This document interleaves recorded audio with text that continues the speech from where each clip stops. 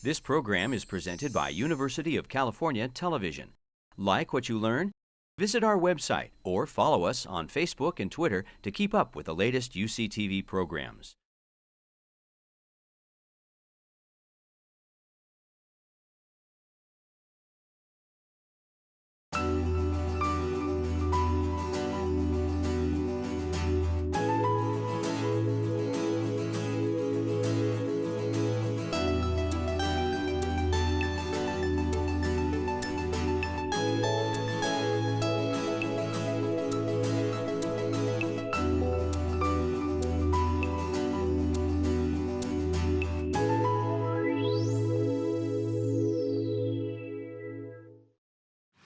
I'm Dr. Leonard Wallach. I'm the founder and the program coordinator for the Herman P. and Sophia Taubman Endowed Symposia in Jewish Studies here at UCSB.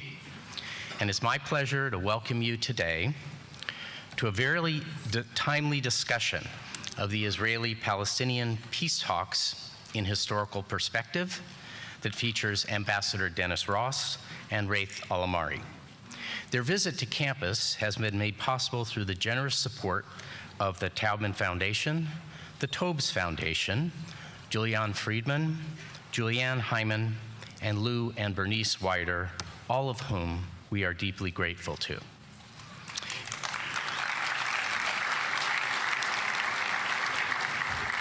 Today's event is also the outgrowth of a highly successful, innovative educational program that was established here in the fall of 2009 with the help of David Makovsky of the Washington Institute for Near East Policy and Raith Al-Amari, who's the executive director of the American Task Force on Palestine and from whom you'll be hearing soon.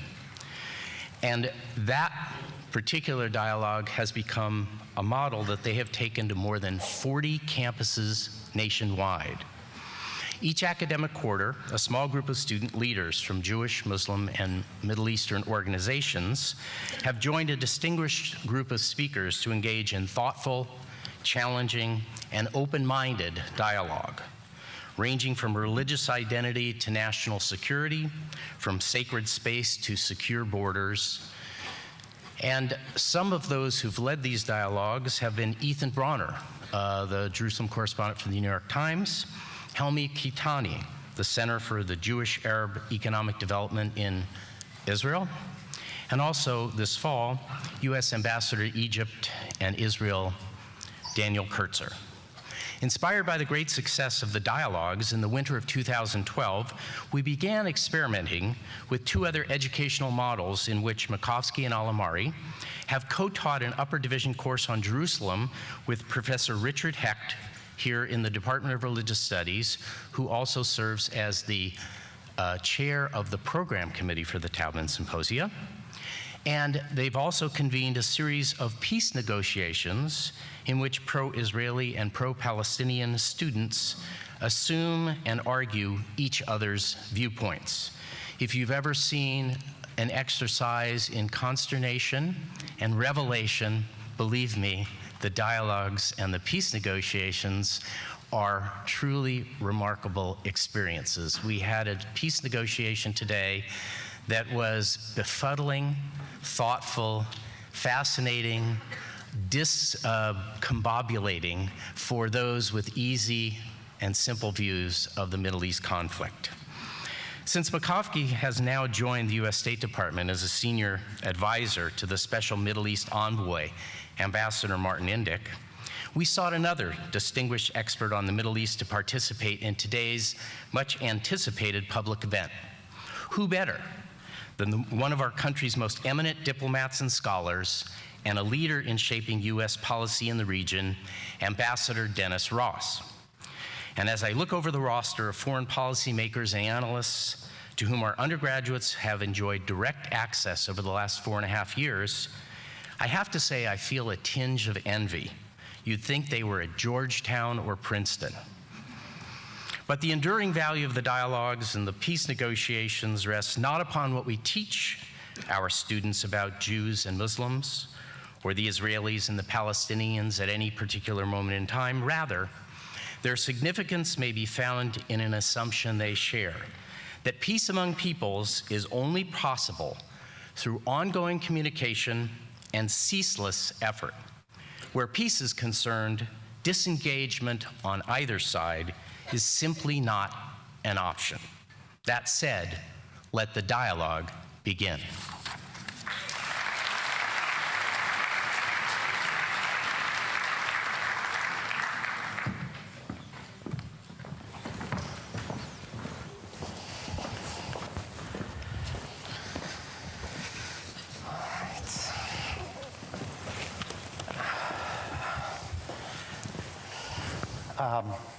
Good evening, and once again, it's a great pleasure for me to welcome you to another Taubman Symposium in Jewish Studies.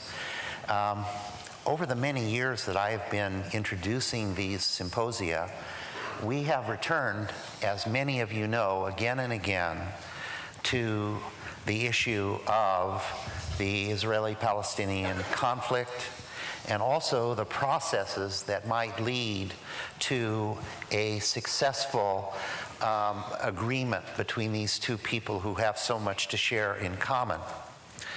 Our conversation this evening is taking place at a critical moment, at a critical juncture, if you will.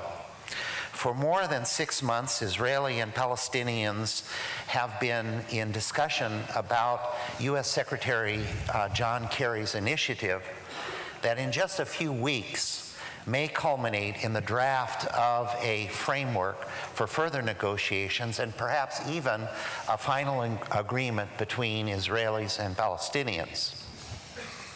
We could not have two better people to help us understand the issues and the processes that are now taking place between my friend Raith Al-Amari and Ambassador Dennis Ross.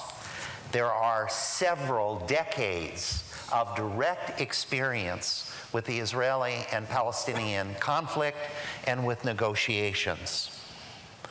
Ambassador Ross, as you know from reading the program bulletin, has served as a special assistant to President Obama and to Secretary of State Hillary Rodham Clinton, and for more than 12 years has played a singular role in shaping U.S. involvement in the Middle East peace process.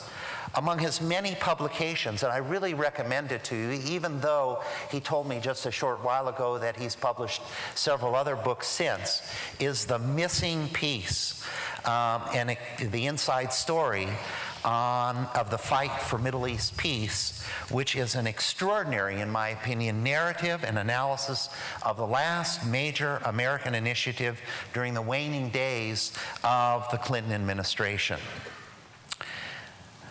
This is Raith Al-Amari's fourth visit to our campus. He loves coming here, especially given the weather conditions in Washington, D.C.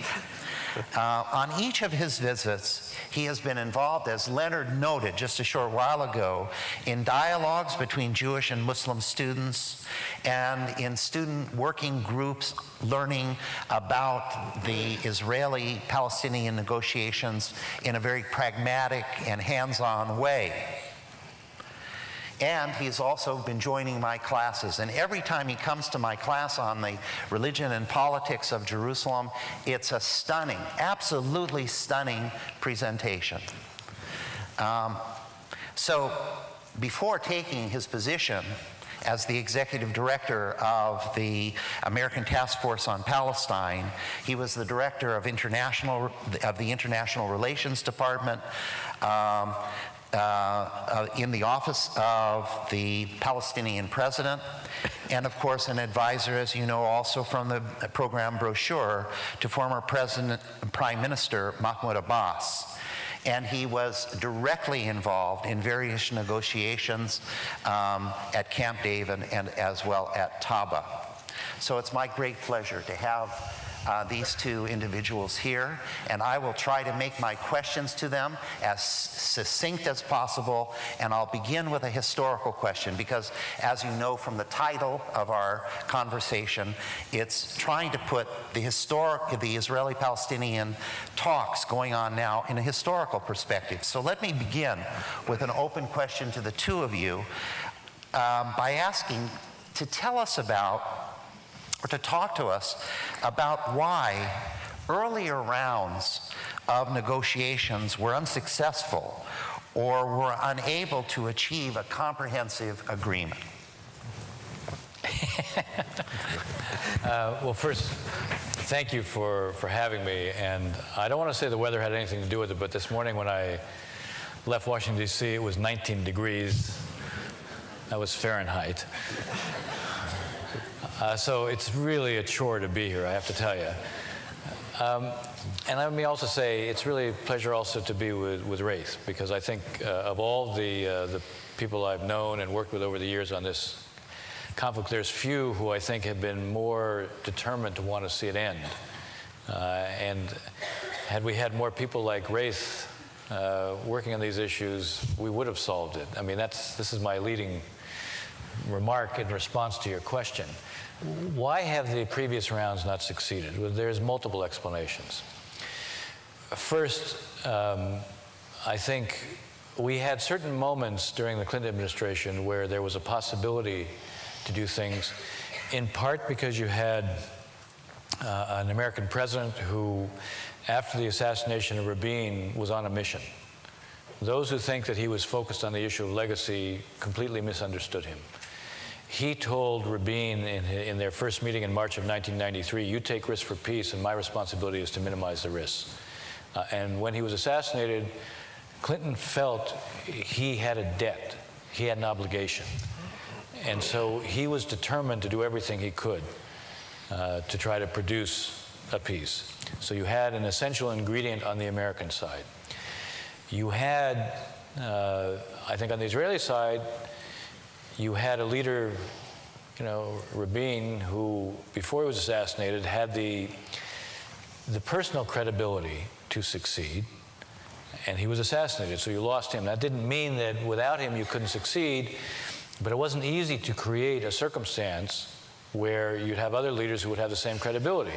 Truth be told, Shimon Peres, in the aftermath of the assassination, had a kind of credibility that he, under other circumstances, would not have had, but it was done in by 4 bombs in 9 days. The end of February, the beginning of March of 1996, Hamas and Islamic Jihad carried out 4 bombs in 9 days. At the time, Peres in many ways was unassailable, and Peres was determined to fulfill the legacy of Rabin. But the whole image of the peace process was literally exploded by those 4 bombs in 9 days. The Israeli public went from believing that they had a partner in the Palestinians, and they actually believed it, because when Rabin was assassinated, there was a genuine outpouring of grief among Palestinians. Surprise. What if I do this? Okay.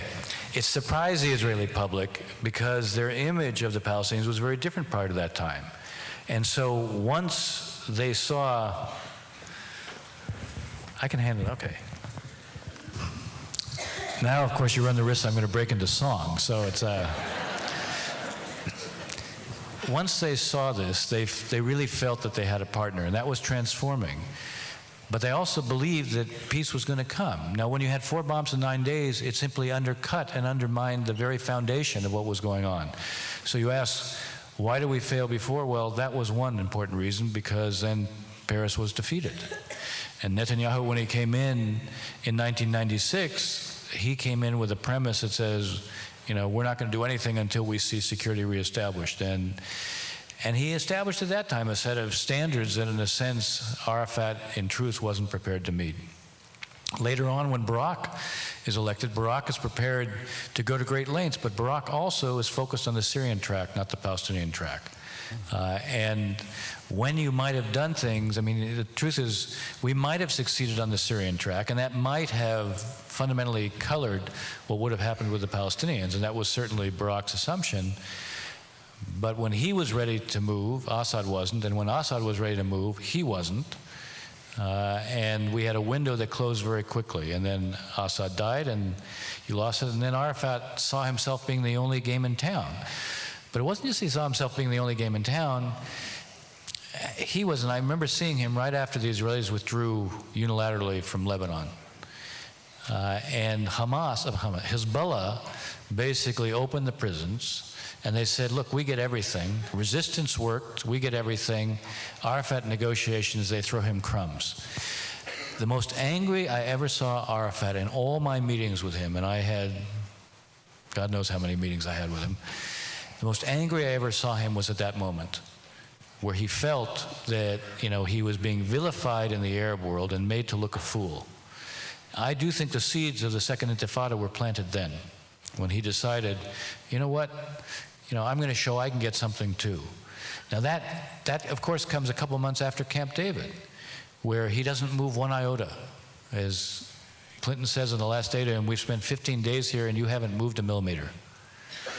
And part of it was, I think, he was going to demonstrate in a different way that, he could resist also. And the Second Intifada then killed the peace camp in Israel. I mean, think about it. You have Ehud Barak, who at Camp David is prepared to divide Jerusalem. He goes with a proposal that, by the way, doesn't go as far as the Clinton parameters 5 months later, which we present as in response to both sides asking us to present a bridging proposal. And not only is that turned down, as well as the performance of Camp David, but you have violence and then you have bombings. And it completely destroyed the peace camp in Israel. They've not recovered to this day. Because it looks like, okay, when you reach out, what you got in response was violence. So you lost those opportunities. If you look at Annapolis, my problem with Annapolis was that there was good news and bad news. The good news was you actually had a serious negotiation that was done by the parties for a year. The bad news was, as time went on, the political authority of Ehud Olmert was declining all the time. After the Lebanon conflict, he basically lost his credibility within Israel. His approval ratings were in the single-digit area. At one point, I said it was actually within the margin of error of the poll. And so he's then in a position where he doesn't have great political authority. Tzipi Livni is negotiating with Abu Allah, and they have their own track. And it's a serious track, but also they're both, in a sense, neither one of them are crossing certain thresholds. I mean, you know this very well. You know exactly what was going on there. Olmert has a parallel approach with Abu Mazen. At one point, he puts a proposal on the table, and Abu Mazen never responds to it. Now, you can say he didn't respond to it because he said, look, if I respond to it and I agree to it, I'm dealing with a guy who probably can't deliver what he's putting on the table.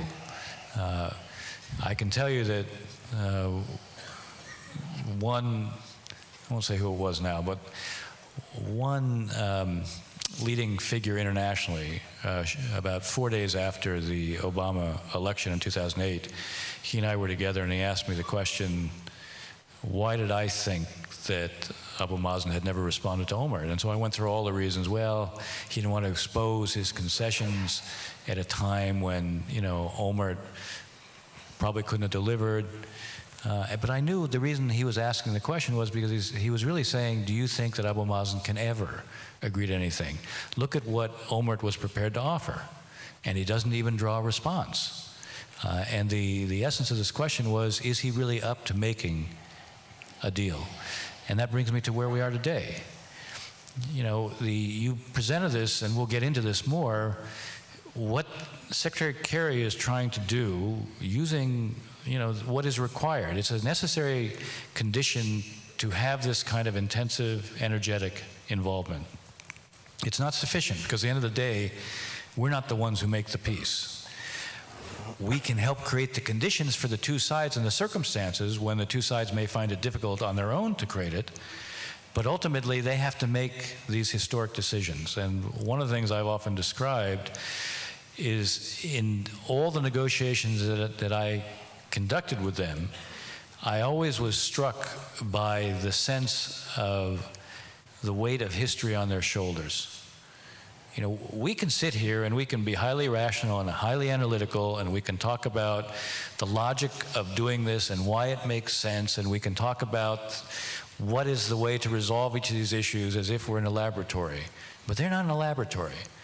They exist in a real world where all these issues the core issues, and particularly the narrative issues of Jerusalem and refugees, are part of historic narratives that have been told over and over and over again. And you now, as a leader, have to take on history and mythology. And to say it's daunting is an understatement. So you require leaders who decide that they're going to make history. And the question is, do you have leaders who are prepared to do that? And we'll get more into this, but I'll say, you know, in the next weeks and months, we're going to find that out. I mean, first of all, thank you very much for having me again. Thank you for this introduction and for raising the bar of expectations of what I have to deliver now. It's strange being here without David Makovsky, but I take solace by the fact that he's freezing in DC while I'm here enjoying this, and it's really an honor to be with Dennis. You know, one of the most thoughtful and effective people I've ever had the pleasure of working with. I'm not going to repeat kind of the sequence of events that you mentioned. I tend to agree with a lot of it, but I'm going to try to abstract some of the dynamics that I saw and some of the reasons what I saw where things were not moving. I would say, first of all, I think part of it is that the issues themselves were not always ripe. We did not always know what is the solution to all of these issues. It's easy today to say that we know what the contours of a peace deal would look like, or at least we know what are the menu of options of how different issues will be dealt with. That was not always the case. When I first got engaged in the negotiations in 1999, our first few sessions with the Israelis were really, we were experimenting to see what is possible, what is doable. We'll float ideas that they will flip about, and then we go home and retweak them. They will say things that we will get crazy about, and they go home and they retweak them. Until we get to a point where we got to know what the issues are. But that took us time. And I would even say in Camp David, we were pushing and exploring some of the ideas. What seemed, you know, impossible at the beginning of Camp David, we actually had some breakthroughs. Jerusalem being one issue, where it became very clear at the end that this is an issue that we can work with. So I think part of why we haven't managed to get the solution in the past is we didn't know what the actual doability, what's the margin that either side can play with. With this one, I'm actually more comfortable these days. I don't know, I think it's a mistake to say that we know the solution, but at least we know what are the range of possibilities on each of the issues, and therefore coming up with this, you know, building this jigsaw is not as difficult as it was maybe 10 years ago. The other issue that also you touched upon, Dennis, is the issue of political ripeness. Political readiness. And one of the actual, you know, tragedies of this conflict is we've never had the political timelines synchronized between the two sides. In my experience, again, with the negotiations of '99 until the collapse after Taba, is, you know, at the beginning of this process, I think Arafat had the political capital to actually go and do it. He had built it up in the years before. He had built it up in the way he dealt with Netanyahu, and then when Barak came here. Yet, as you mentioned, Barak was busy working the Syrian track. By the time that Barak started paying attention to the Palestinian track, by that time, I think Arafat was already, as you mentioned, in shaky grounds, and therefore, we had missed that moment. Equally with the Abbas Olmert.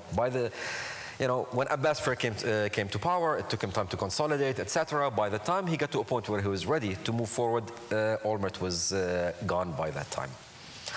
A third element, I think, is that, and maybe it's even deeper than these two, is neither side truly understood the damage that they were doing to the other side by certain behavior. You mentioned the issue of the suicide bombings and the issue, and I would take it a bit even larger than that. And I would say, for the longest time, Palestinian leadership did not understand how the failure to really impose security, how fundamentally it undermined Israeli trust. And I think I'm here as a footnote, when we finally had a Palestinian leader, Salam Fayyad, who understood the necessity of not only implementing security, but implementing clear, rational systems of security with which the Israelis could feel a sense of comfort, things changed dramatically. So, but by and large, there was no understanding from the Palestinian side of how deep the issue of security was vis-a-vis Israel, and the flip. Of course, on the Israeli side, they never understood how damaging the issue of settlements is to the Palestinian narrative. I mean, I was at the AIPAC conference on Sunday, and I kept on hearing over and over from some of the questioners and some people who came after the session, all these arguments to convince me that the settlements are not the real problem. And I was struck, because at the end of the day, give me all of the rational arguments that you want to give me. I know for Palestinians, seeing the settlement expansion is the clearest indication for them that the Israelis are not serious. Politics is not always about rational analysis. It is about the perceptions, and the perception on the Palestinian side was the issue that settlements indicated the Israelis were not serious. So we had a long time where the two sides really did not understand what made the other one tick. The last point I would really mention, and it will bring us to today to some extent, is that in many ways we have been spoiled throughout the history of peacemaking in the region by having these great leaders, these historical leaders who through acts of leadership changed the map of the region, changed the map of their own countries. I mean, you look at Sadat. One day he lands in Jerusalem and the region changes. It was not popular with his public, it was not popular with the Arab world, yet he's a guy who felt that this is something that had to be done. And it definitely changed history. You look at Rabin, you talked about Rabin. You look at Ariel Sharon, who looked at an Israeli political map that did not allow any movement, by an act of will and with great skill, reshaped the Israeli political map. You look at King Hussein of Jordan, when a Jordanian soldier killed, I think, 7 Israeli girls, I mean, little school girls. The king goes to Israel and goes to the homes of the bereaved families and begs for forgiveness. These are acts of leadership. And so we get ready. We start expecting that every leader, and peace is made through these acts of leadership. And of course, if we have leaders like this, the world would change. Yet these are abnormal leaders. Most leaders are just politicians who respond to the kind of incentive that any politician responds to. You talked about Abu Mazen and Olmert. You know, if I was Abu Mazen's advisor at that point, I would have advised him to take the risk, say yes, and turn the next Israeli election, knowing that Olmert is over, yet say yes and turn the next Israeli election into a referendum on peace. Yet, this is the kind of leap of faith and risk-taking that you could not expect from your typical politician. And today, we have 2 leaders. We have Netanyahu, we have Abbas, 2 leaders who I believe, realize, maybe not enthusiastically, not with great joy, but realize that they have to reach peace. Yet these are not leaders who take the kind of risk, these kind of grand gestures that we are used to. And I think one of the things that I find fascinating by what Kerry is doing is I think he understood that. And he is working now in a very systematic, methodical way on giving them the set of incentive and disincentive, changing their cost-benefit analysis in a way that they will respond to, and in a way that will, he's managing them in ways that you would manage a typical politician. But by its very nature, this is a process that is slower. This is a process that doesn't kind of find its fruition in this big moment of truth. It's a process that is maybe not always one that can generate the kind of excitement and the kind of traction that you would get. And I think this is where in this place, where you have serious diplomacy with leaders who want to move but who are not willing to take great risks. And sadly, a public that is not excited by a process that they see as a slow process that is very,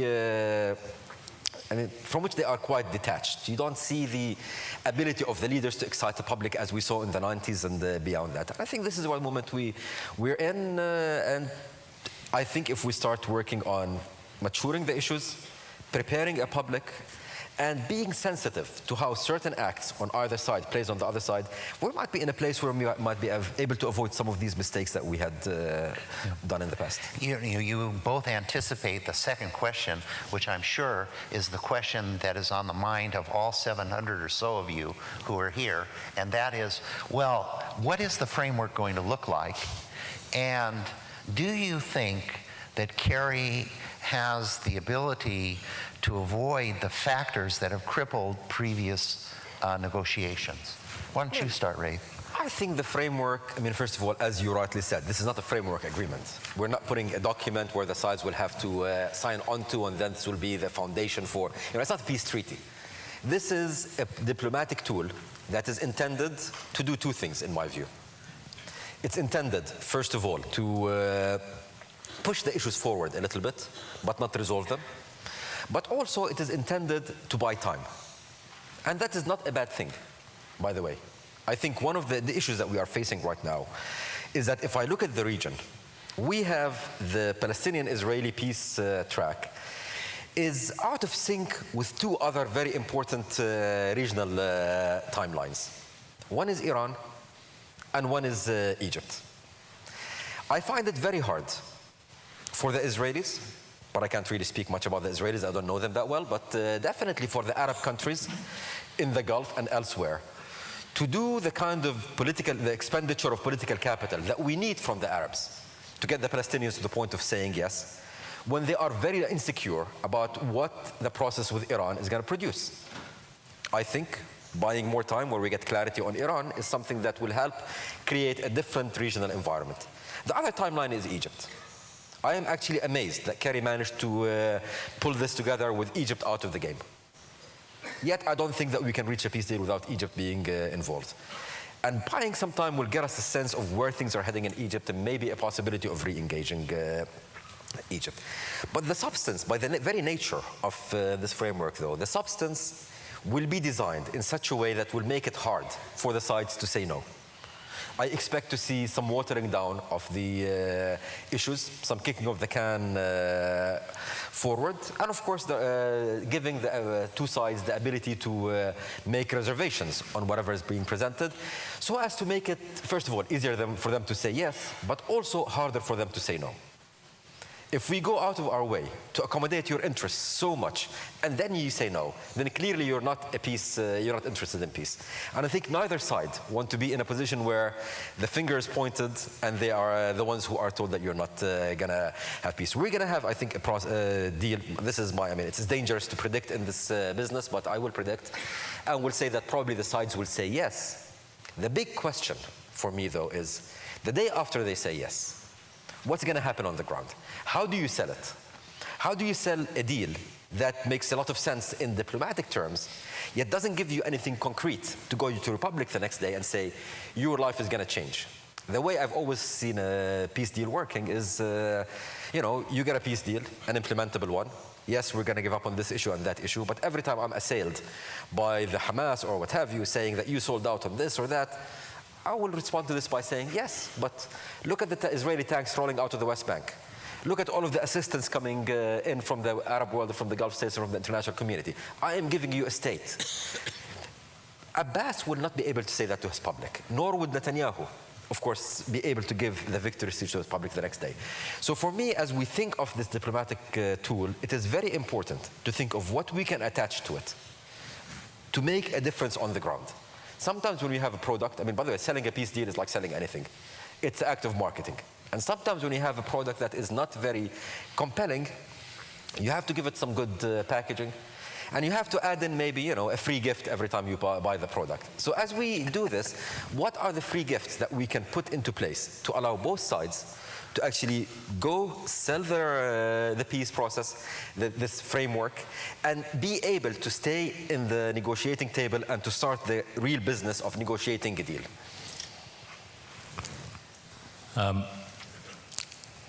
Shockingly, I mostly agree with that. Let me say the following. I'm going to describe it a little bit differently, but I'm very much in the same place where Raith is. I think let's take a step back. What's Kerry been trying to do?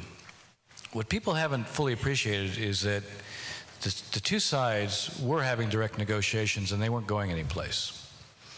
So he stepped in and he got into serious discussions with each of them on each of the core issues. He's had very serious discussions with both sides on borders, security, refugees, and Jerusalem. And while Ray said it's true, if you go back to Camp David and then the Clinton parameters, what produced the Clinton parameters, and I was the main author of the Clinton parameters, was an enormous amount of time that we spent with both sides. So we really were in a position to know, all right, not what they wanted, because you don't reconcile wants when you're negotiating or mediating something like this. You're reconciling needs. We got to the point where we could understand what the needs were. And that's what produced the Clinton parameters. Now, at the end of the day, they didn't succeed. And we can have a discussion about that, but they didn't succeed.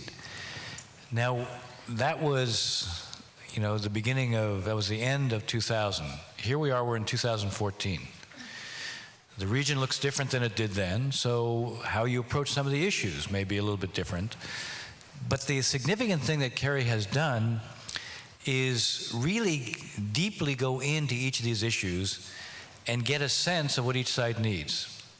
That's the good news, and I could stop there. The bad news is there's some real gaps, and they're not artificial, and they respond to what each side feels they need, and it's not easy to bridge those gaps. So he has a choice. This is, as you said, this is a framework of principles. The purpose of the framework of principles is like what the Clinton parameters were. They're designed to create a picture of how you will resolve each of these issues: refugees, Jerusalem, borders, and security. I suspect what you'll find is that the closer Kerry gets to being in a position where he's ready to present it, he'll begin to create either a very ambitious approach where he says, look, let's see if we can do this, or if he decides based on the discussions that the gaps that are there aren't bridgeable at this point, he'll be more specific on those issues where there's more understanding, meaning on borders and security, and he'll be less specific on those issues that are narrative issues, meaning refugees and Jerusalem. Now, the less specific you are, the more vague you are, even if you're giving a direction, which is what I still think will be the case, you are representing an advance, but the problem is, after all this time, you do build a set of expectations, and this gets to Rafe's point. In the best of circumstances, let's say that he's actually able to produce the most ambitious approach, and the two sides are asked to say, we agree to negotiate the details based on this. This is the basis. We have reservations, so they're saying yes, but. And the but is designed to give them some political cover. In the best case, the day after, in both societies right now, is going to be a whole lot like the day before. The bigger problem we face is that there's profound disbelief on each side. This is the 20th year of Oslo. I mean, we're past the 20th year. That was 1993. This is 2014. Most of the, both sides basically, the publics on each side say, I've seen this movie, and I don't much like it. And they're not seeing a payoff from it. Israelis look at Palestinians and they say, they don't really believe in two states. They believe in a Palestinian state and a binational state. And Palestinians look at Israelis and they say, they clearly don't believe in two states. If they did, why are they building in our state? So it's the disbelief issue that you're going to have to take on in the best case. Now, if it's not the best case, which is the more likely scenario, because the difficulty of bridging the gaps is such, and the political price that each side pays is such, that it becomes easier not to expose them on the hardest questions.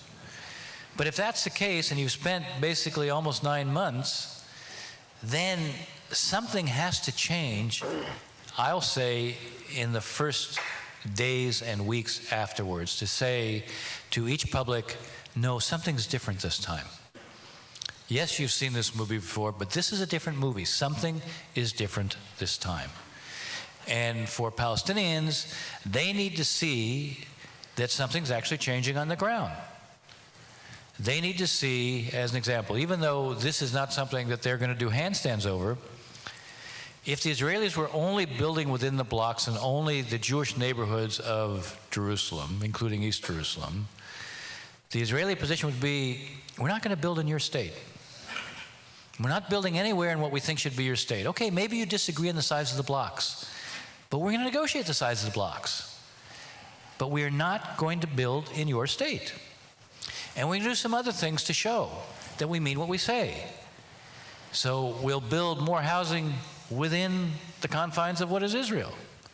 And we'll begin to create incentives for those who live beyond the blocks to come back as a way of showing we mean what we say. And in Area C, which is 60% of the West Bank, we're going to allow Palestinians now to engage in extensive economic activity, something they can't do today, as a way of saying, we really don't want to control you. And on the Palestinian side, if they would do things that address the Israeli perception. You know, the level of incitement in the Palestinian media is outrageous. It's outrageous. And it tells the Israeli public they're not ready, they're not getting ready for peace. It fortifies the view that this is not about really two states. The fact that you can't find Israel on a Palestinian Authority map hardly provides reassurance to Israelis that they mean what they say about two states. The fact that there's no preparation of the public for the idea that compromise is a legitimate thing doesn't provide any reassurance. The point is, you know, you need to create a specific set of steps that each side will take to address the concerns of the other about the disbelief of the other's commitment to two states. That needs to happen immediately afterwards. Because then it will say to the publics, you know, I mean, this isn't a light switch where suddenly they say, oh, now we get it. But it gives them a reason to take a second look. If we have this achievement where both sides say yes, but, and let's say there's a range from less ambitious to more ambitious. If we don't have something in the I would say in the first 2 weeks afterwards, we will not be anywhere. Because even though you'll be in a position to go ahead and continue the negotiations, the context for doing what Raith was talking about, for these two leaders to have a context in which they then get ready at a certain point to take on history and mythology won't exist. You need to change that context. You know, you asked, the first question was lessons from the past. Well, one of the most profound lessons from the past is what the two of us are saying in slightly different ways. You better change the context. You better create a basis for belief. You better create a basis that shows, you know, peacemaking pays off. And it's for real. Right now, neither one of them can show that. And until they can do that, even if Kerry succeeds with the framework, the ability to move from there to producing an outcome, I think, will be profoundly limited. Could I follow up, Dennis, with you a bit and ask you, do we get any sense of what these core issues, as you describe them, might look like in the framework? And now we realize, following your discussions, that there's not going to be the decision on them, but what will they look like? What will be in a sense, the give and take within, say, the issue of refugees? Well, look, here, you know, there's a frame, I'll use my own term, not the framework, but there's a frame within which, and again, this goes back to everything that we did over the years. You know, as I said, I didn't pull the Clinton parameters out of the sky. I didn't make them up. You know, they were based on thousands of hours of talking to each side. Well, thousands of hours of talking to each side begins to tell you, all right, what's the boundaries within which, you know, you can do something? So why don't I go through each of these issues rather than just the refugee issue? Okay. All right? Look, on territory, you're going to have the 67 borders with swaps will be the basis on which you begin to sort things out. What do the swaps represent? There are settlement blocks. I mean, to put this in perspective, there's 120 settlements in the West Bank. Okay, I'm talking about outside Jerusalem. 120 settlements in the West Bank. To put this in perspective, 4 settlements constitute 45% of the settlement population, the settler population. 4 out of 120. So when you start talking about blocks, and you're talking about within 5 to 6% of the West Bank, close to what's the green line, you can accommodate 80% of the settlers. Not 80% of the settlements, but 80% of the settlers. So what you're talking about is, all right, you're going to end up with 67 that gets adjusted. It's not going to be the June 4, 67 lines, because they're going to be blocks that are incorporated into Israel so that they can incorporate 80% of the settlers. In compensation for those blocks, there's going to be territory that's then given to the Palestinian state. And that you'll work out the border based on how you define the blocks and how you define the swaps. That's roughly how you'll deal with the issue of the territory. On security, the Israelis are going to have to know several things. They're going to have to know that, you know, there isn't going to be infiltration of terror. There isn't going to be building of rockets within the West Bank. You know, you see what rockets from Gaza do? Think about the West Bank. The West Bank sits astride every Israeli populated area. If rockets could be fired from the West Bank, you can't fly into Ben Gurion Airport. You think the Israelis are going to accept an outcome that leaves that open? No chance. So the security arrangements that have to be put in place have to address the ability to ensure not just no terror, not just no rockets, but how do you guarantee that, you know, those can't be built? It'll involve a lot of cooperation with the Palestinian security forces, and it will involve some kind of Israeli presence in the Jordan River, the length of time to be determined.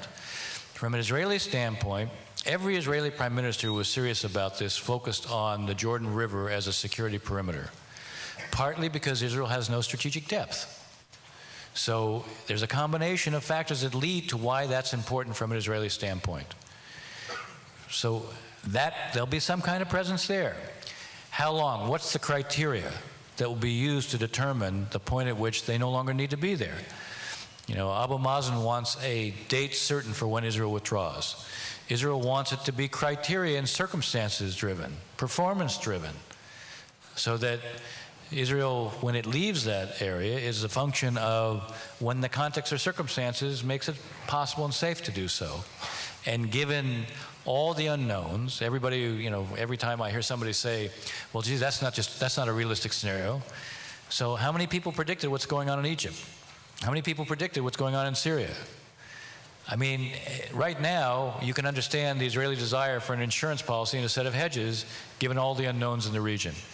So the security arrangements are going to have to be worked out to take those kinds of issues into account.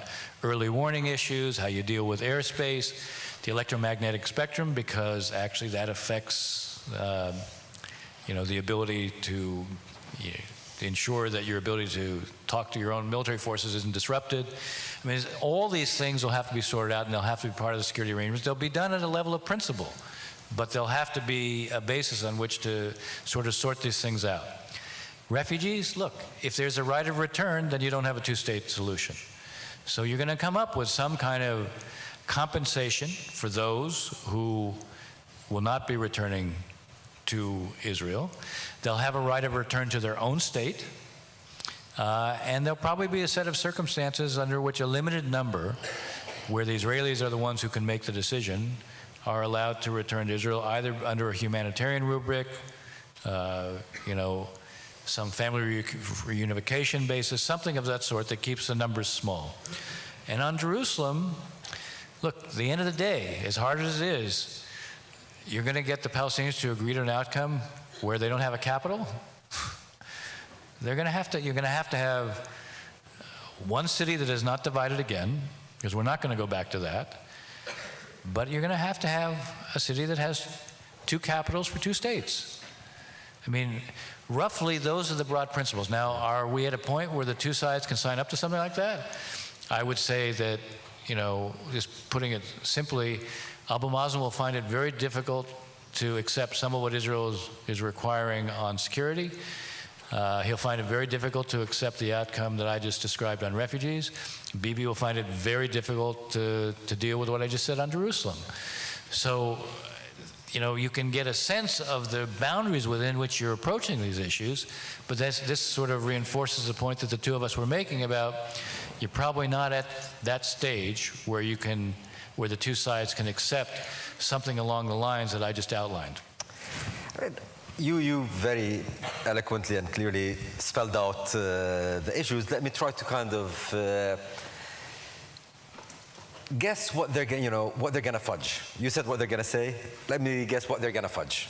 On the issue of borders, yes, they will agree to 67. They will agree to land swaps. What they will fudge is, what's the ratio of land swaps? Palestinians want for every kilometer that the Israelis take to give 1 kilometer within Israel.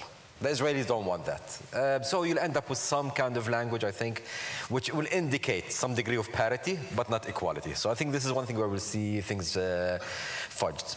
On security, I think it all goes down now to the Jordan River. I think many of the issues that you mentioned, which we were grappling with in Camp David and beyond, I think satisfactory solutions have been done. And by the way, here I would say it was a brilliant idea bringing General Allen, the former head of the NATO forces in Afghanistan, to come and do a lot of the security negotiation, because frankly he knows what he's talking about. One of the first times that we have a military expert come and actually engage on military issues on their merits. So the issue becomes the Jordan River, and on that one I suspect that what you mentioned, the Israelis wanting a performance-based trigger and the Palestinians wanting a date certain, that will be fudged.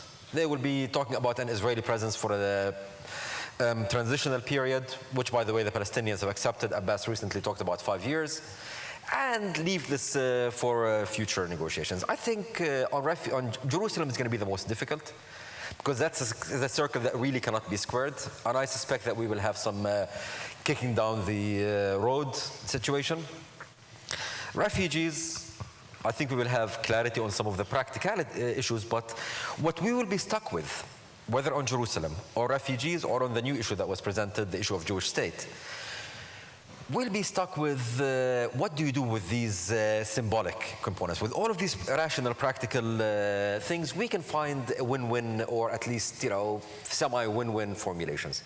It is these symbolic issues that will be most difficult. And here, maybe if I'll go back to the first question that you asked, what is the reasons, one of the reasons what we have always failed, is I think among Palestinians and Israelis, we have a fourth monotheistic religion that's been introduced, besides Islam, Christianity, and Judaism. It's called negotiations. We love to negotiate everything you put in front of us. Every issue that we deal with, we like to negotiate. And I think... I noticed that. You've been there. And I think some issues simply cannot be negotiated. And I think we will get to a point of complete deadlock when we try to negotiate, say, on the issue of refugees. What is the genesis of the issue of refugees? What was 1948? It was my misfortune in the Taba negotiations to actually be asked to go and negotiate this with my Israeli counterpart. And how can you negotiate something like this? When 1948, in Arabic, it's called the Nakba, the catastrophe. For any Israeli, it was the year where the diaspora ended and the homeland was created. How do you negotiate that? It's impossible. So I think, in a sense, one of the breakthroughs that we have not done is how to start taking some of these narrative issues and move them from the realm of negotiations, which by definition entails the willingness to compromise, and how can you compromise on narrative and identity, and move it to the realm of a different process of sensitization, whereby the Jewish connection to the land, for example, is something that the Palestinian public gets exposed to and starts understanding. The Palestinian, how Palestinians relate to 1948 and to the trauma of 48 becomes something that the Israelis are familiar with and sensitized to. I think this is where a lot of the difficulty that we're facing today, and we will face even more when we get to the issue of negotiating a treaty, will be. And I think this is something that maybe we'll fudge right now, but as long as we this remains in the realm of the negotiation, I think we will end up in a situation where we cannot reach agreement on some of these issues. I want to ask a question of the two of you about the fact that both communities have very powerful rejectionists who completely reject the idea of any kind of compromise. Any, to use your term and Dennis's term, the issues of the power of narratives. How will Mahmoud Abbas and Netanyahu and also John Kerry negotiate and marginalize those very powerful rejectionists who could stand as very significant impediments to moving forward, any forward movement? I suspect you will need, at least I can speak on the Palestinian side, you will need 3 processes that will have to go at the same time. First of all, I don't think that rejectionists are, you know, one united monolith. And in many conflicts that we have dealt with, in other conflicts, it's important to see how much of the rejectionist camp you can peel off. And you can peel off people in many different ways. You can peel them off by responding to some of their interests and concerns. I mean, it was very interesting, for example, when we were doing another process, it was an informal negotiation process called the Geneva Initiative. How, as we were going into the issues, how the Israeli counterparts were presenting us with demands that did not really make sense in kind of substantive terms, but made perfect sense in the sense that, you know, if you give me, I remember the late Amnon Lipkin-Shahak, for example, asking at some point for the deal to include Israeli access to the route from the north to the south of, in the Jordan Valley. And I went to Amnon and was like, you know, what is the logic behind that? There is no logic. And Amnon said, no, there is a logic. If you give me this, another 5% of Israelis would sign on to this deal simply because it will make their lives easier. So you have to start looking at some of the demands of the rejectionists that are not ideological rejectionists and see how you can meet them. How can you deal with the settlers in ways that will respond to some of the interests of the settlers? How do you deal with the religious communities on the Palestinian side that will deal with their interests? So this is one, I think, process that has to go on as a negotiation and a political process. Another process is the process of anticipating the inevitable rejectionists coming in and trying to spoil the game. I mean, there is no peace process on earth where, you know, the closer you get to the deal, the more motivated the rejectionists are to spoil it. And they don't do that only by pleasant democratic means. There will be violence, there will be bloodshed, there will be attacks on both sides. We've had instances in the past between the Palestinians and Israelis where ad hocing it managed to actually diffuse some of these tensions. I would actually recommend the book called Negotiating Under Fire by a guy called Matt Levitt, who's in Dennis's Institute, to show you some of these instances. But there were instances where we failed to manage that. I think this is something is worth starting to talk about right now, before these instances happen, and see how we can create an organized response to these issues. And finally, frankly, some of the rejectionists you will have to deal with in the good old security way. They will shoot, and you'll have to shoot back. We have to understand that there will be that, and I mean, to me, it's one of the most, you know, remarkable moments that I remember. An Israeli negotiator, who will remain unnamed for this purpose, told us in one of the sessions we were having with them, there will be a moment where a Jew will shoot another Jew in implementation of this agreement. Like we know, there'll be a moment where a Palestinian will have to shoot another Palestinian in implementation of the agreement. And we have to be prepared for that, all of that. Yet I do believe at the end of the day, all of these things put into place, nothing succeeds like success. And ultimately, if there's a peace deal that is credible, where the public feel that their interests actually are going to be met, I think that in itself will generate the public interest. One example of this, actually, the one that you mentioned, touched the issue of the Gaza disengagement. For example, I mean, the Gaza disengagement, which Sharon initiated, was one that was not particularly popular with the Palestinian leadership. We felt there were issues with it, we felt that there were problems with it. Yet because it held in it the promise for Palestinians, for average Palestinians in Gaza, the promise of their lives changing, there was tremendous support for this agreement. Equally with the Oslo Agreement, where most Palestinian political commentators were against it. It was a sellout, it was this, it was that. People in the West Bank and Gaza were putting flowers in the barrels of Israeli soldiers' guns because they felt their lives were changing. So ultimately, the rejectionists can reject and they will use violence. Here, I think that the message that they will give will not have much traction if we have a deal that is credible, that is signed on by credible leaders, that has within it the credible promise of change of reality for the public on both sides. I agree with that. Look, something interesting happened yesterday when Prime Minister Netanyahu was speaking at AIPAC. He began to use that forum to talk about what peace would mean. Meaning he was beginning to do what you have to do. Raith was talking about you have to prepare the ground for those who are going to react against it, and one of the ways you do that is by delegitimizing them early on, talking about those who basically want to frustrate the aspirations of each side. And you have to, in a sense, you undercut them by talking about that early.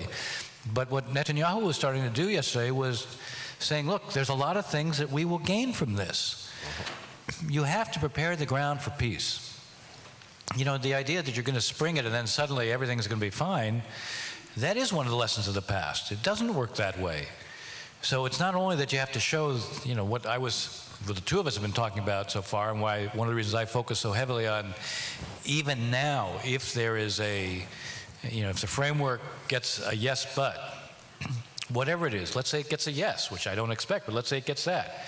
If it's a yes but, if it's a no but, no maybe, and it's enough to go on, you have to show something's different. That's part of preparing the ground for doing a deal. And that's part of the way you also deal with the rejectionists, because you build the constituencies who favor this outcome.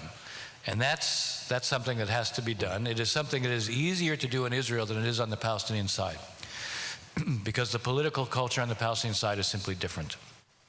And for a whole lot of reasons, there's a deeper sense of grievance, there's a deeper sense of victimhood, there's a deeper sense that, making compromise isn't somehow legitimate, it's somehow betraying who you are, it's betraying your principles.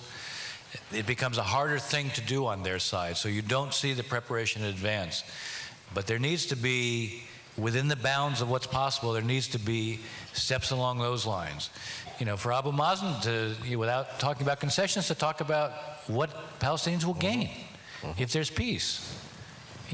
Seems like an obvious thing, but you can't find him making a speech doing that. That should happen. That should be one of the things I would like to see Secretary Kerry do, is if he gets the framework, at the same time have a series of understandings with the two sides of what they're going to do right afterwards. Not only along the steps that I was talking about, but what are they going to start saying publicly? How about each of you start giving public statements about what peace is going to mean? And when one of you does something that's positive, whether it's a step on the ground or it's a public statement, the other should respond publicly at that moment. So you build, in a sense, momentum behind positive things. We've never had this kind of positive reinforcement. We have exactly the opposite kind. So if you want to take on the rejectionists, you have to create a context in which you make it harder and harder for them to deal. You make them less and less legitimate. You build the constituencies for peace, you act to discredit who they are, and then you'll find, by the way, it's easier to take them on. By the way, just to follow on this, to reconfirm what you said, what's interesting is that both leaders, Netanyahu and Abbas, have said good things, but too few and too far between. And I think it's easier for both of them if you remind them of what they said in the past, and if you insist that they repeat it more frequently and more loudly. I mean, David Makovsky and I actually wrote an article about this in which we enumerated many of the things that were said. Abbas recognizing the connection of the Jewish people to the land, as it is explained in the Quran. Netanyahu's two-state adoption of the two-state solution. So the parties have that. What it takes is to convince them, and maybe to nudge them and to push them to actually do it consistently and repeatedly. And connect it. Of course. When one does it, respond. I mean, every time one of them has said a positive thing, it's like they just tossed a rock in the ocean and it's sunk. And then it's not repeated. Now, you can also understand why they don't repeat it, because they get flack for saying it and they get no reinforcement. They get no benefit for having done it. But that needs to be something that Kerry works out with them as part of doing this. It is not enough to work out how you're going to get over the hump with the framework. That itself has to be tied to a set of very clear things that are going to be done that shows it's a different world the day after this is done than the world before it. Can I just actually kind of take it one step further, if I may? Because we're on a roll right now. We don't, No, because I mean, I think this is something that requires some more thinking, because it's not only what the two sides can give one another. I mean, one of the things that the U.S. brings into this process, the U.S., the world's sole superpower, et cetera, is it's our ability to inject additional capital into this process where the two sides are unable to bring this capital. There's a lot that we can do to give rewards to the sides, and there's a lot that we can do to convince our allies to give rewards to the sides. I mean, I was looking at the Palestinian newspapers this morning, just checking it on the internet, and guess what was the headlines in the three dailies? It wasn't Netanyahu's speech in AIPAC. It wasn't Netanyahu's meeting with Obama.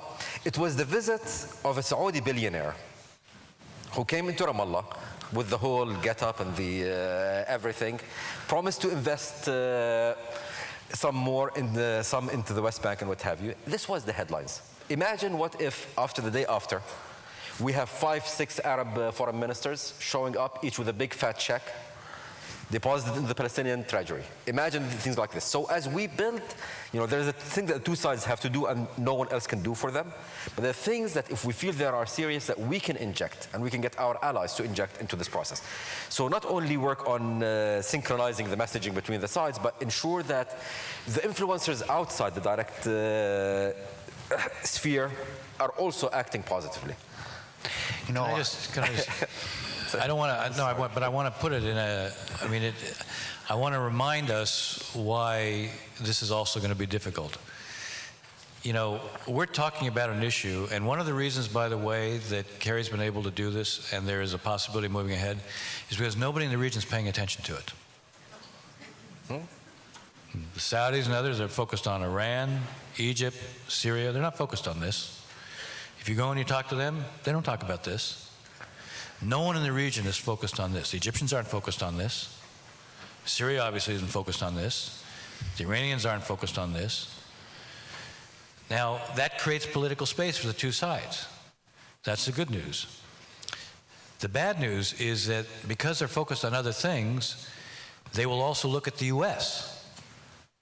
And the U.S., if they're, right now, the Saudis, I gave a talk last week in which I'd been out in the area and been talking to Saudis, Emiratis, and Israelis, and I said if I put a blindfold on, I didn't know who I was talking to. Because their preoccupations are on the shifting balance of power in the region, and what they perceive, fairly or not, what they perceive is the U.S. being non-responsive as the balance of power changes. Now, the president is going to go to Saudi Arabia, which is itself a reflection that he gets the fact that we got a problem with them right now. I was saying to Rafe earlier, I'm doing a new book that really looks at how the U.S. has approached the region, focused on Israel, but really how we approach the region from Truman through Obama. And there's been a lot of different periods where there's been this kind of dissonance.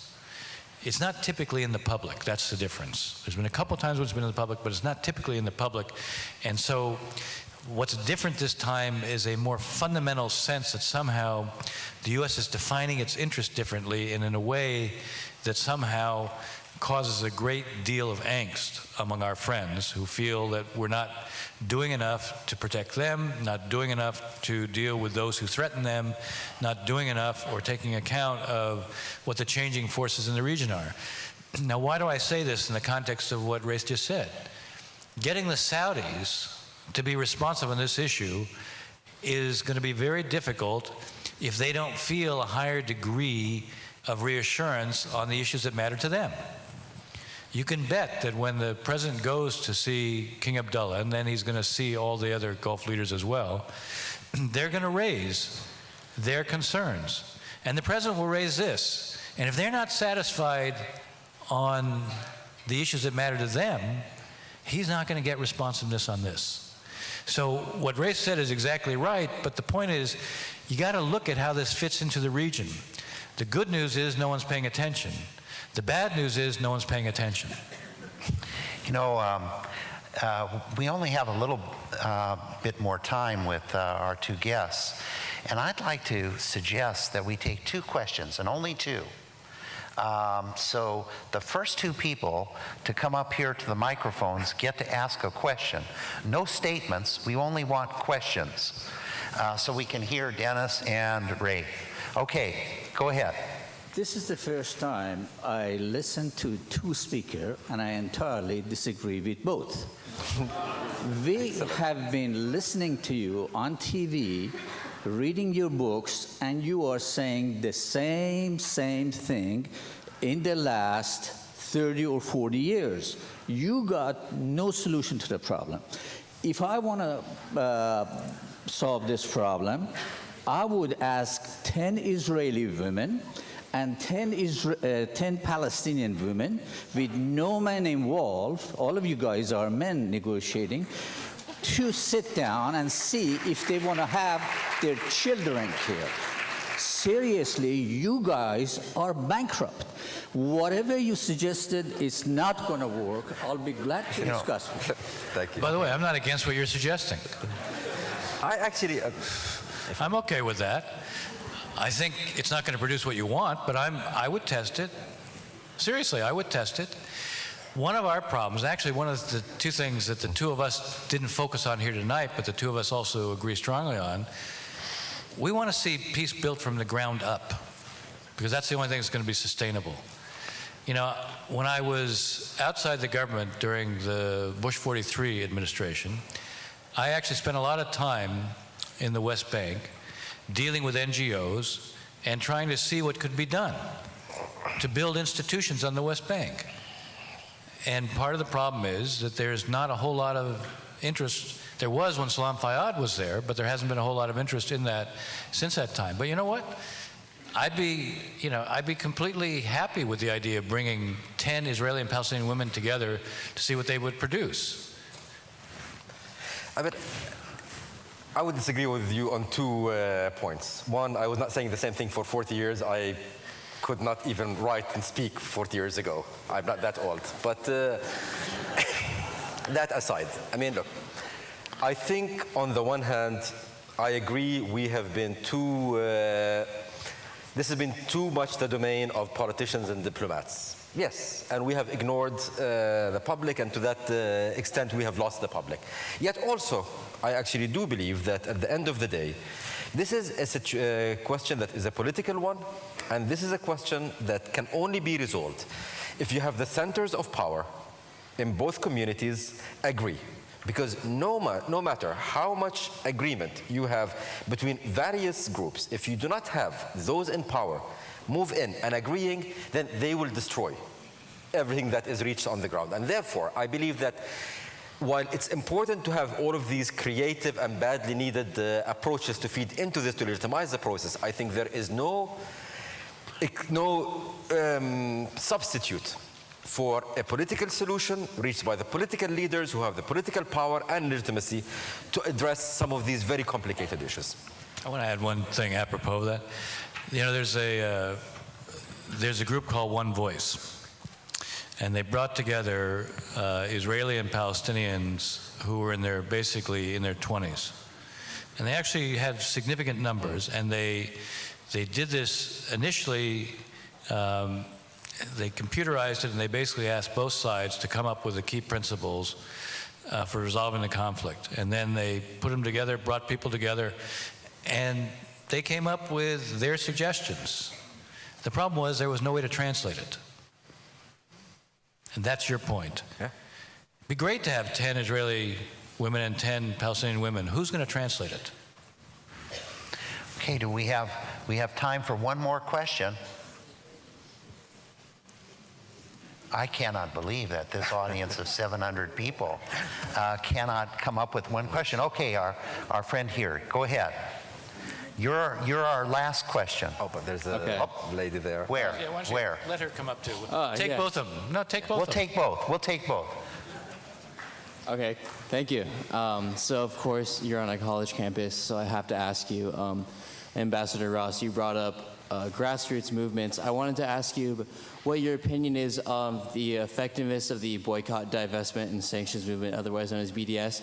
Do you think it's an effective way to bring both parties to the table, or do you think there should be more pressure on the Palestinian side as it only pressures the Israeli side?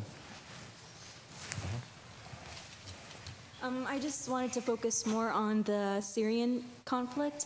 And as you know, the hundreds of Palestinians are dying of hunger and are living in the worst conditions in Yarmouk camps. So I just wanted to know, how can, in the 21st century, the international community can just let this happen, and what your ideas are for a solution to that? All right, I'll take both, start with. Let me deal with that one first, and then I'll deal with the BDS question. Look, I think I wrote an article the other day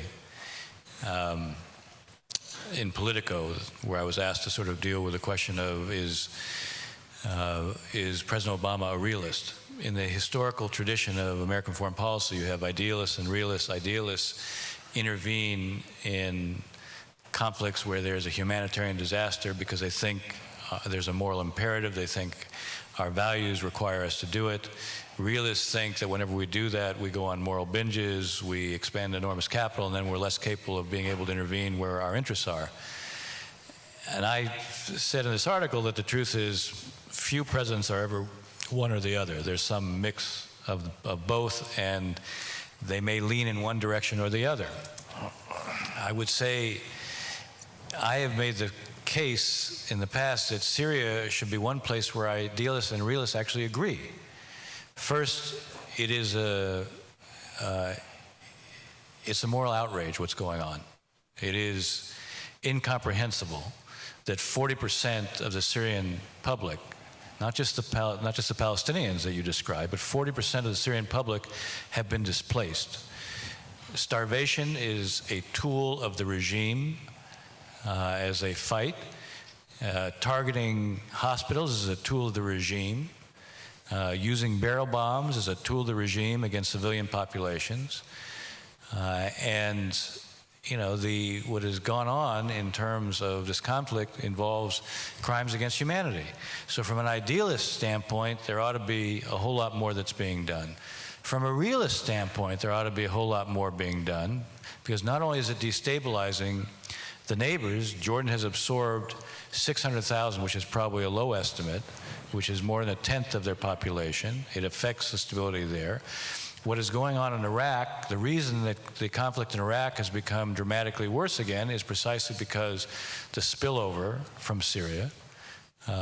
And, you know, you now have 30,000 jihadis who are in Syria. This began as peaceful demonstrations against the regime, and it turned into a sectarian conflict because of the regime. Because Assad is an Alawi, and the way he was going to deal with this was by saying to his community of Alawis, if I go, you'll be decimated.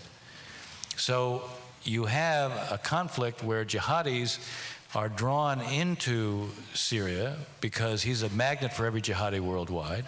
They'll not give up as long as he's there. There now are those who are fighting them who are not all radical Islamists. And there needs to be a much more serious effort to change the balance of power on the ground among the opposition and between the opposition and the regime.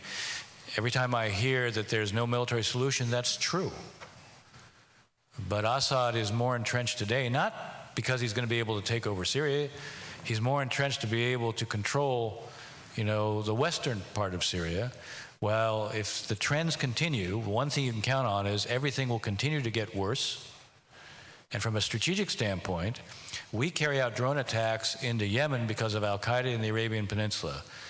The jihadis who are embedding themselves in Syria today, and as Syria fragments, which will happen more over time, they will use their base there not just to attack Assad, but to attack others in the region and eventually us. So sooner or later, for realist reasons, we're going to have to do something more. So, and I believe that'll happen sooner or later. Now, on the BDS question, it doesn't contribute to peace in any way, shape, or form. Those who are behind BDS, by the way, they call for a complete right of return for Palestinian refugees to Israel, meaning they call for the end of Israel.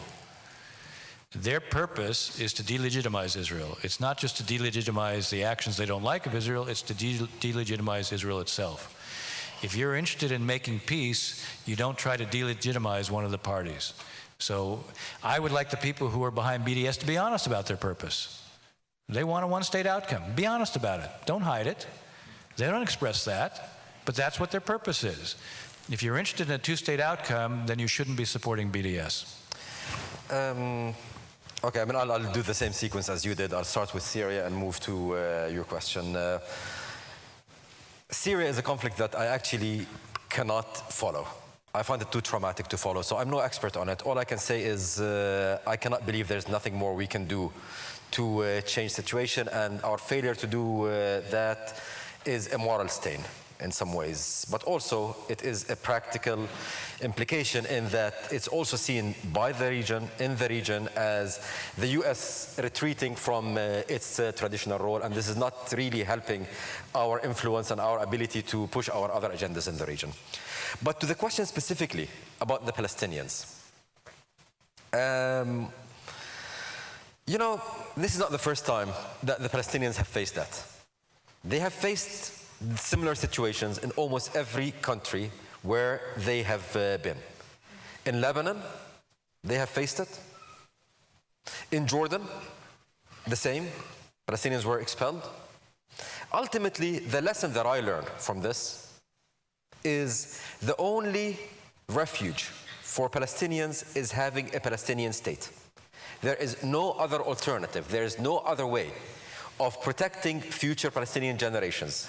Ultimately, there has to be a place for Palestinians, if they are persecuted anywhere in the world, to go back and call home. And that can only be a Palestinian state.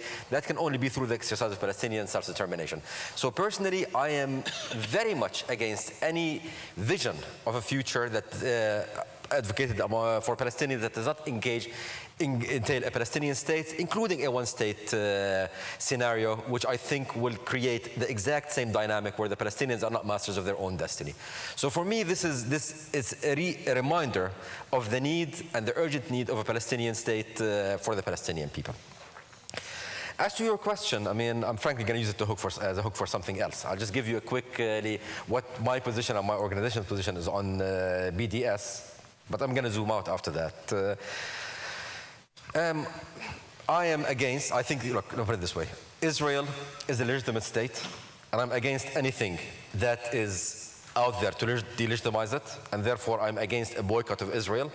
Yet I do believe that the settlements and the occupation are illegitimate, and I am supportive of actions that target the settlements that will impose a cost on the settlement enterprise and on the occupation. Frankly, the exercise of this in reality is what the Europeans are doing, which I think is something that I am personally supportive of. Yet, to kind of zoom out a little bit about not only BDS, but about a lot of the student dynamic that I see that produces BDS and many other things.